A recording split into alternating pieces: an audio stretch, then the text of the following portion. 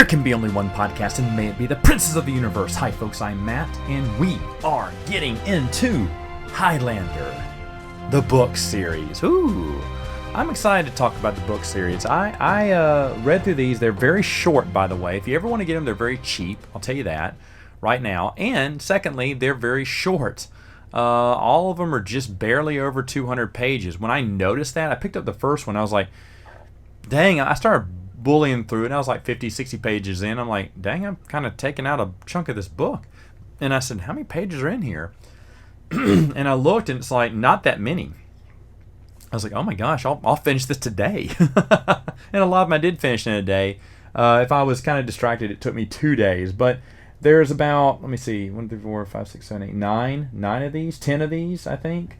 I can't remember. I need to look them up. I need to bring them back here. But they started doing these, I want to say, during season 3 or 4 or whatever. They started putting these together. They decided, hey, you know what?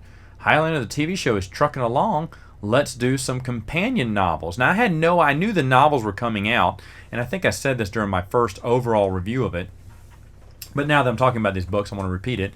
I knew they were coming out at the time, but looking at the images, I said, oh, those are just, because the Highlander episodes weren't named. I don't think they gave them names, or we didn't know what the names were of each episode. But I say, oh, that's from an episode of the TV show. And I thought they were just writing, because that's what some people used to do. They used to just give the novelization of an episode of the TV show. And I thought that's all they were, and so I just dismissed them. I didn't know they were new stories. Now, they didn't bring in new art, which I think would have behooved them, instead of just grabbing, different steals from the TV show. I think it would have been a good idea to put some cool cover art. I mean, how boring. You think about this. How boring would the expanded universe have been if all they would have done was just post pictures from, from the movie. Maybe some publicity photos, and that was your next comp. And that could have been done back then, but post a publicity photo of Mark Hamill as Luke Skywalker on there, and then that's Splinter in the Mind's Eye, and here comes. I don't think people post a picture of Han and Chewie on the Millennium Falcon, and that's the next Han Solo movie. No, those books work well because some of that artwork, even the older artwork, I am just charmed by. I actually absolutely love the Brian Daley and Landa Calrissian old Del Rey covers. I think they're absolutely gorgeous. Unfortunately, they're kind of hard. I mean, they're not too hard to come by, and they're, I think, relatively cheap. I think it's been a while since I've looked for them. But getting that 3-in-1 hardcover that Del Rey later on put out, not as nice. But you want to have that good art. I think good cover art sells your novel. And I think if they would have just threw an extra couple of bucks down and put just awesome artwork of Duncan, then you'd be like, oh, what's this? This is something different. This is, as we say, expanded universe material. Ooh. And I think more people would have loved these. Now, I think obviously the books were a hit because they were being gobbled up by tons of people who loved the show and found out there was a book and read it. I wasn't that curious because, again, I was hip deep into the expanded universe at this time. Remember, Bantam was holding the torch and running with it, and I was enjoying every minute of it. So I wasn't also, I did enjoy the Highlander show, but I was like, I'm not much for reading other books. Plus, I didn't know if they connected to the storyline, which they do. All these books do connect. Or don't contradict, I should say. But they don't contradict the TV show, which is good, the whole reason I got them. But at the same time, I just wasn't, maybe if I knew that, I would maybe start collecting them. But that was just a lot for a kid who was, 96. I think I was graduating high school, and I'm an old guy, and was trying to get into college back then. I just didn't have the money to keep buying tons of books and stuff like that, so I didn't want to pick up another genre. So I probably wouldn't have got it either way, but I definitely would have been more intrigued to read them. I don't think Bruce ever bought these. He got the VHS copies of the TV show. Yes, VHS. They'd always run an advertisement after every Highlander episode, like, now you can get season 1 or whatever the previous season was. Call now and you can get this letter opener or this amulet or this whatever. They give you some cheap toy. And he was into the getting all the VHSs. The VHS is really cool because, you know, they all came together as one big. On the edge of each VHS tape was a slice of an overall picture of Duncan MacLeod, or the title sequence, the Highlander, or him getting the quickening, which was always cool. And there were these big VHS box sets back in the day. And you'd pop them in and watch each episode. And before you finish, you had to rewind it, you know, while you remember the whole movie discussion back in the day. Only people who knew VHS know this experience. But you'd after the movie was over, you'd have to rewind it, and as it was rewinding, you'd sit there and talk about the movie. You know, what you liked about it, what you didn't like about it, what were some cool scenes, and then the movie would stop, and sometimes it would automatically eject if you had one of those. If not, you had to automatically eject it yourself after the movie started rewinding, and then put it back in its case, right? I remember this like clockwork. That's why that Blockbuster game, the Blockbuster game board game that came out a year or so that I reviewed, it's a fun game, but one of the really cool things about it is it's using one of the old VHS boxes. That's how they kind of, you know, it didn't. Oh, I think it may have the old swirl where you kept the little, you know, VHS little reels inside of the tape there. To keep it in place. But that just felt so nostalgic, you know. And so the Blockbuster game is fun for that reason, bringing back that nostalgia. It's just, after 4 or 5 games, it's going to get repetitive because you've gone through all the movie cards by then. But and they never came out with any expansions for it, so boo-hoo. You know, not that good of a... And I'm not much for party games either. But, you know, I remember the old VHS tapes and everything back then. And that's what Highlander was. And so maybe if they'd have put different covers on it, and maybe if I'd have known it, probably Bruce would have gotten it. I would definitely have read it. If someone would have had it, you know, someone else would have gotten that series, I definitely would have read it from them, you know, borrowed it from them and read it. And if it was good enough, I probably would have gotten it, because I think these books, I look on the back cover and they're like $5, $4. They didn't cost that much back then. Paperbacks were pretty cheap, relatively cheap. So yeah, I probably would have thrown that money down and eventually collected them. I definitely would have read them earlier. I know 10 years ago I definitely would have read it. Maybe even 20 years ago, you know, when I was out of college and getting a full-time job and everything, and didn't have many payments, didn't have any responsibilities but to myself. Yeah, I definitely would have tried it out if that was the case, you know. So I would have read these a lot earlier if I'd have known the things I know now. But, you know, woulda, shoulda, coulda. But like I said, putting picture steals from the TV show is okay, especially when you're trying to find, here's the topic we want. Well, what kind of matches this topic? Well, let's look at this flashback and let's bring it back. It's not necessarily based off of the flashback that you see. It's just something that can closely resemble what the story is about, you know? And I guess for that reason, it's okay. It's okay. But original art would have gone a long way here, and I don't think the expense would have been that bad. Plus, you're talking about in the heyday when Highlander was going full blast, right? The TV shows really picked up speed. If you've never watched the TV series, by the way, you shouldn't read these books. I just got to say that. Some of them connect very well with the TV series. Like, I was shocked. Some of these books really, like, you could tell these people were fans. I think, by the way, I think everyone who wrote for these did watch the TV series. I think they did. Some of them just didn't get the essence or feel of Highlander. I feel they kind of missed the boat a little bit, but some of them you could tell were really big fans of the series, and they stayed true to it and even brought characters in from the series and sometimes finished up their stories too. But again, those are for later. I'm talking about this one. This one has nothing to do with any other characters from the kind of from the TV series. But these authors, like I said, took a little bit more care, and it's obvious. I think I read this in some kind of article. I looked up old articles just to kind of do some back study on this, and I did find out that the authors did talk to each other, you know, about making sure you're not doing a character in this time period, did you, or you're not planning on it, are you? Because I kind of want to do one that way. And these things were coming out like three or four times a year. I mean, they really chucked these out. You know, got in while the getting was good, and then the TV series ended up like, screw it, we're done. There's only like one book that came out afterwards. It's the Evening at Joe's novel, which is very different from the rest of the regular Highlander TV series novels. But and then I'll talk about the never before brought to the U.S. German one maybe another time. I don't know. I'll find a right time. Maybe when I have some downtime and I'm describing one of these books, I'll describe that one. But anyway, so this is, and I don't really know if this is chronological order.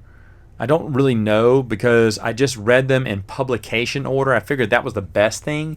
And to my knowledge, I mean, there's a ton of flashbacks. There's a ton of flashbacks, of course, because that's what Highlander is. It's just flashback after flashback after flashback.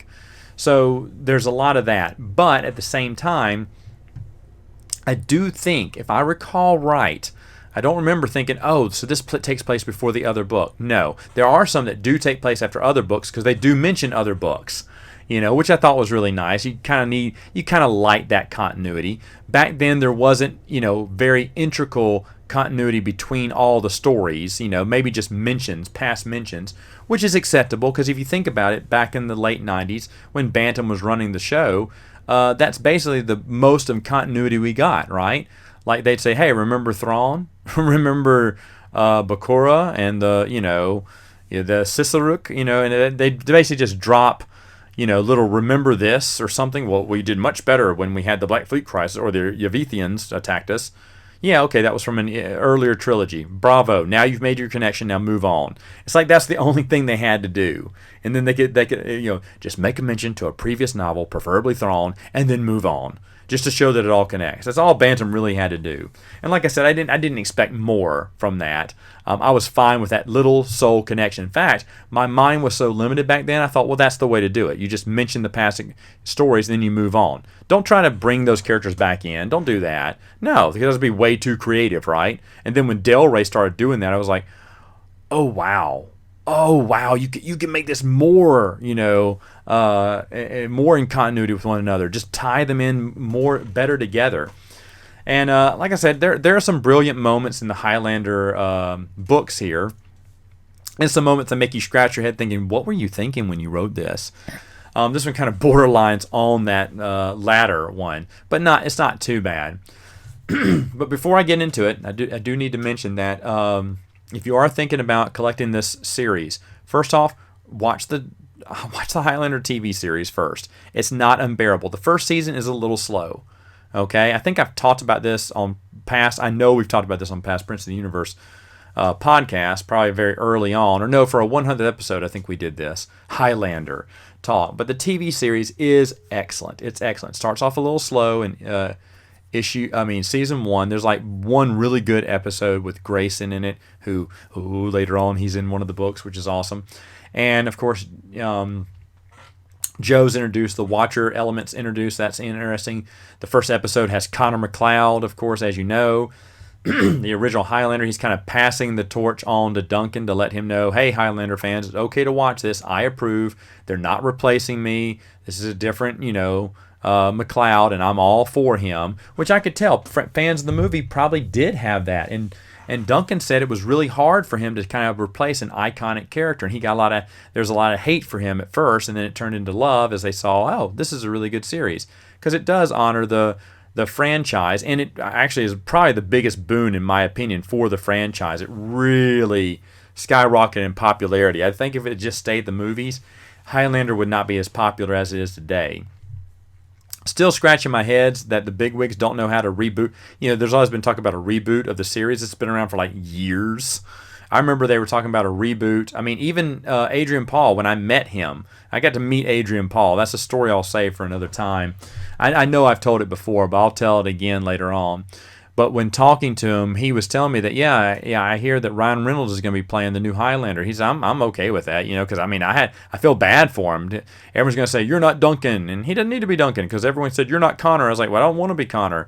And I can understand now, back then, that was probably a, hard, big shoes to fill, but he did that. And so you take off, season 2 is the Renegade Watcher storyline, which is just fantastic. Ross is an excellent villain. And then season 3 introduces Fitz, which is honestly one of the fan favorite episodes or fan favorite characters in the entire series. Fitz, spoilers, but Fitz dies in season 3. Toward the end of season 3 by I can't remember the villain's name, but he's pretty cool. And the writers quickly realized they had made a terrible mistake because fans were outraged. And so Fitz comes back in flashback episodes. And sometimes they do just total flashback episodes just so Fitz can stay in the entire episode. It's great. It's great. Fitz just gets even better every time he guest stars. I think I talked about season 4 earlier. That was the Dark Quickening story arc. Talked about that a few weeks ago. But, or no, last week I talked about that.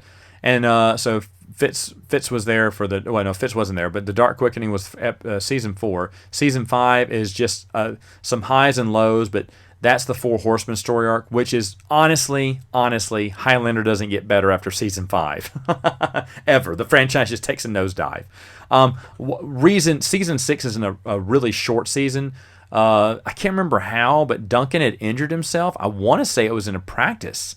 He had injured himself somehow, sword practice. I don't know if he got cut or just got badly bruised or something, but he did get injured and he couldn't do much action. So they had to kind of limit his fights. And so everything, it kind of slows down. Not his fault because he was injured, but the series really slows down. It's not, season 6 is not very good. It's a sad ending to what was turning out to be just an excellent series because, to be honest, each season was getting better than the next. And when season 5 came out, it's honestly one of the best seasons. I mean, episode 100, I would challenge you to find me a better episode 100 for a TV show than Highlander episode 100 because they delivered the goods in episode 100. Episode 100 is the best episode ever.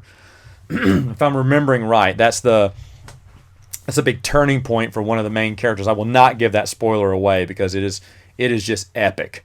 I remember watching that and getting goosebumps all over and just falling apart on the couch, watching it with Bruce, and we're like, what?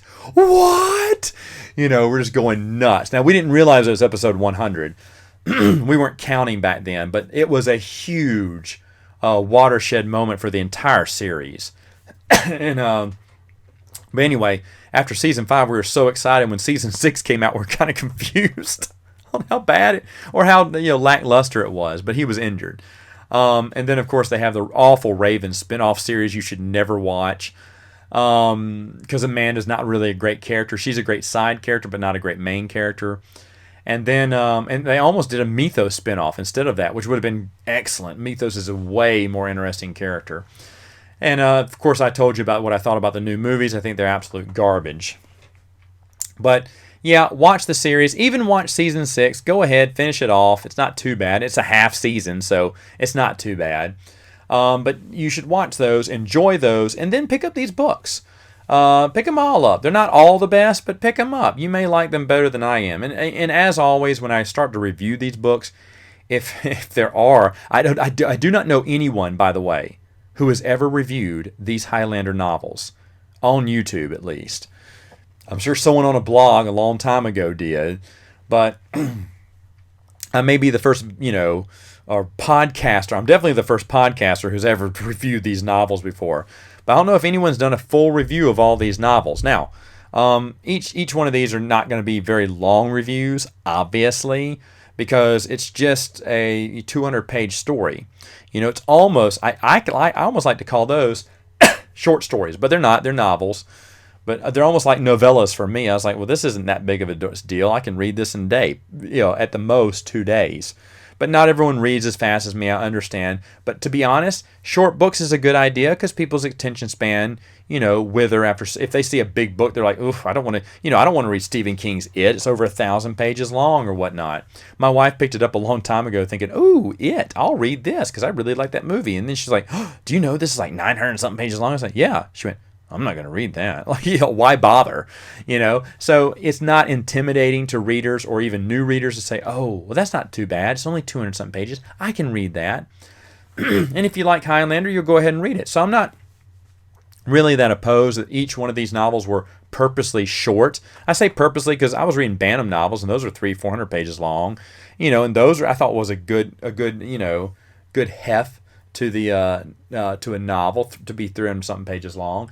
But these being, 200 pages long, they're even shorter that way. So, yeah, it makes it easy reading, and you feel like you got a lot accomplished there. So, and like I said, they're still cheap today. There's no secondary market for these books. So there's just my overall review. Now, if you don't want spoilers, too bad. All of these books that I'm going to be talking about come with spoilers. They're going to come with spoilers. I'm so sorry. But I thought about maybe I should just give a vague overview, but this isn't my regular video reviews. This is my in-depth podcast, to give my in-depth podcast review. So that's what I'm going to be doing here. All right, so let's get on to it. So the first book in publication order, and I think these are in chronological order, is Element of Fire. Element of Fire takes place in the early 1600s. Basically, it's when Connor has found Duncan. This is based off the first episode. Now, all the author had to do was watch the first episode to get the gist of the story. Now, I don't know if that's all they did. All she did was just watch the first episode and say, okay, I can expand this and make this into a novel. I don't know if that's what she did or she was a real fan. I think all of these were real fans who were watching the TV show. But she decided to focus her first book on the first episode. As we know, in the flashback of the TV show, Duncan gets thrown out. He's called a demon because he doesn't die. He's thrown out of his clan, and he's so sad. And then he finds the legendary Connor MacLeod, who was also called a demon, years ago. And so now here's his great ancestor, Connor MacLeod, and he's like, I'm so confused. And Connor takes him under his wing, and we see spots of flashbacks of Connor training Duncan a little bit in the first episode, which was really cool. Well, this book kind of goes into it a little bit further. It says, okay, taking place a few months or years, I don't know, somewhere in the 1600s, Connor is still training Duncan. And, he's still the apprentice, and he's still learning things, but they've been together for a while now. And they encounter this evil man called the Salamander. That's his god name. He's immortal, so he thinks he's a god, and he's the Salamander. It is kind of cool. Why is he the vampire? The vampire, or why is he not the lion or the viper or something cool? No, they went with Salamander. I kind of like that. I think that's kind of neat. It's a obscure animal. Doesn't really strike fear into your hearts, but when at first I thought Salamander, that's a stupid name. I was like, I don't get it. I mean, the immortal's real name is Cordus, and they call him Cordus, but he wants his followers, his believers, to call him the Salamander. He's the Salamander King. I kind of dig that. I kind of like the uniqueness of that. That's really cool to me. And so they have a big battle. The Salamander Cordus has a woman who's supposed to be his queen, his goddess eventually. She's immortal too. Her name is Nerys. And so Nerys fights. Nerys is not as skilled as the Salamander. So Cordus fights Connor. It comes to a draw. Cordus kind of cheats to get away from Connor because he knows he can't beat Connor, and he runs away. But in his mind, fighting Connor is beneath him. But he is very mad at Duncan because Duncan has bested his girl, Nerys, and he killed her. And Duncan receives his quickening there from her. And so Cordus is furious at Duncan, vows vengeance against him, for killing off his true love through all space and time. Cordus is a little off his rocker if you can't tell now.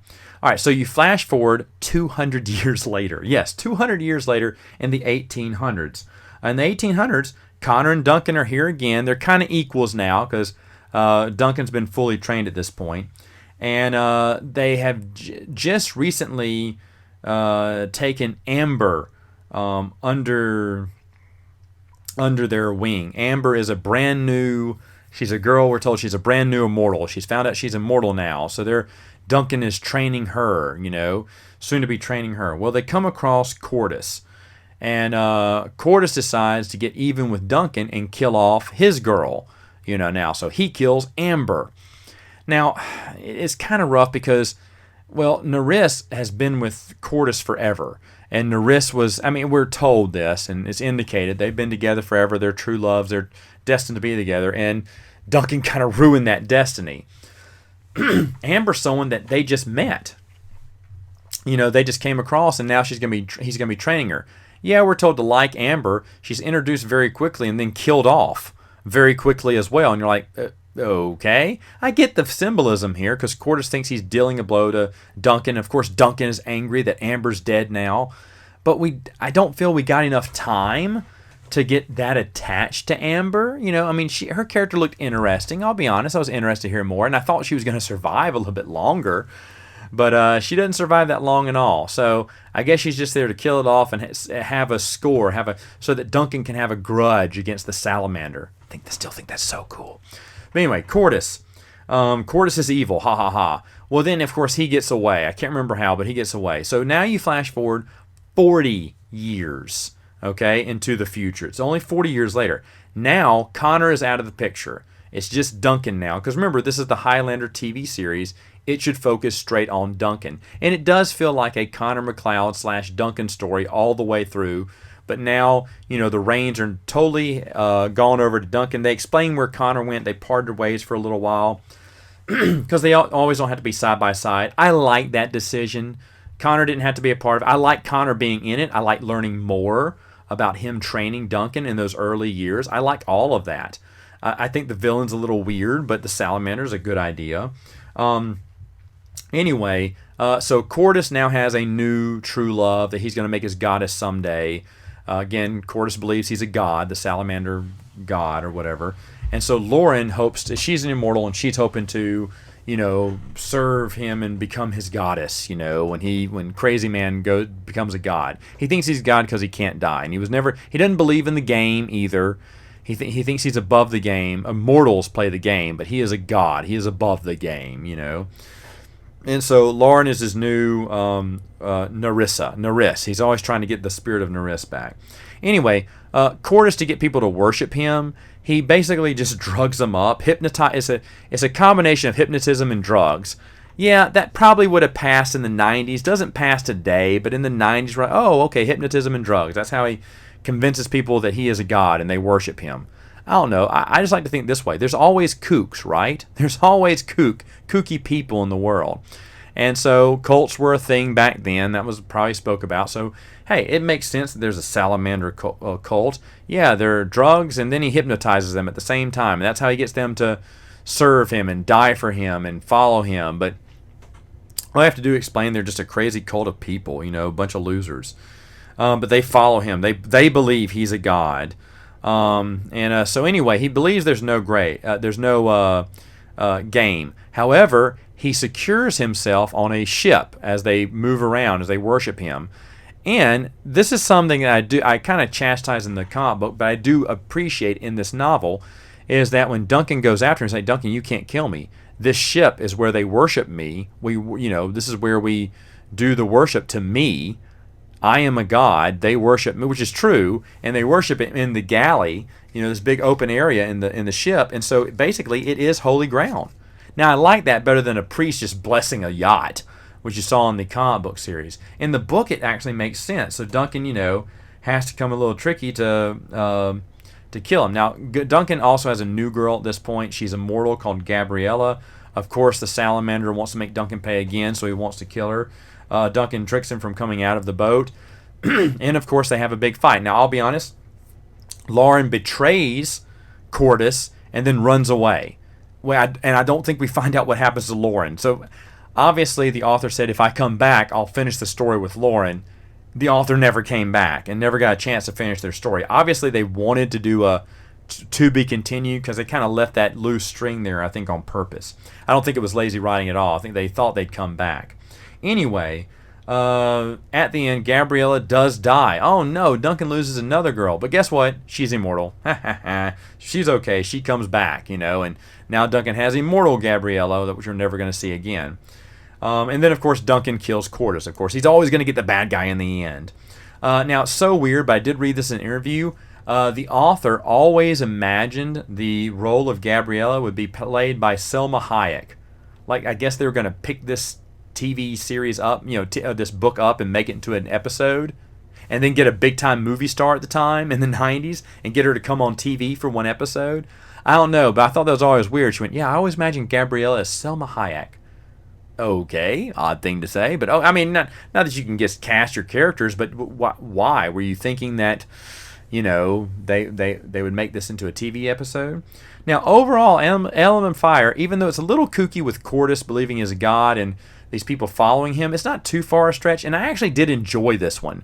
It's not the best one out of the bunch, but it's not bad either. It's actually a pretty solid book. As their kickoff novel, yeah, it's a good kickoff. the whole mysticism about the God thing and about, how he's above the game. I get that too, because I think, an immortal would have an skewed opinion of him. The hypnotism and the drugs are a little far stretched to have that cult that believes he is a god too. And the whole talk about goddesses is a little weird. But again, Cordis is crazy, so I buy that too. There's not really that far a stretch in Element of Fire, and it's actually pretty good kickoff. So is that one worth getting? Yeah, sure. And in fact, remember, I say all of them are worth getting. Now, what about book 2? Well, I'll get that next time on Princes of the Universe.